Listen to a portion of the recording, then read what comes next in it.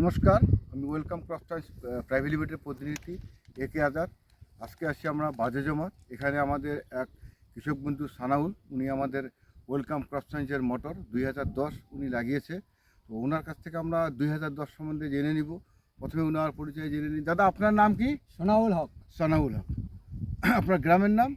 34 খাসবাস, খ্যাটটা করছে বাজে জমা। 34 খাসবাস বাজে জমা, ডিস্ট্রিক্ট কোচবিহার। কোচবিহার।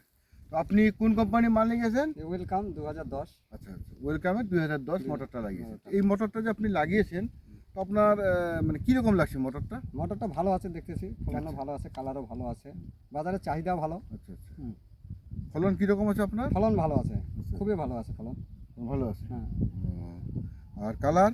কালারও ভালো আছে। আচ্ছা আচ্ছা। আর বাজারের চাহিদা আর রয়েছে? বাজারে চাহিদা আছে। আচ্ছা, কী কারণে চাহিদা আছে? বাজারে যে কালার ভালো, মোটরও ভালো, মানে দানাও ভালো হচ্ছে। আচ্ছা আচ্ছা, দানাটা ভালো হচ্ছে? দানা ভালো আছে, দানা লম্বা আছে, দানা ভালো আছে। আপনার বাজারে- 10টাই আছে? হ্যাঁ, 10টাই আছে। 10টাই আছে না? তো এখানে এখানে কোনো টিকা নেই। এই জন্য বাজারে মানে এই জন্য কালার এবং বাজারে দানাটা কালার আর- পুরো আছে আর কি, তার হ্যাঁ, জন্য এই জন্য বাজারে চাহিদা বেশি।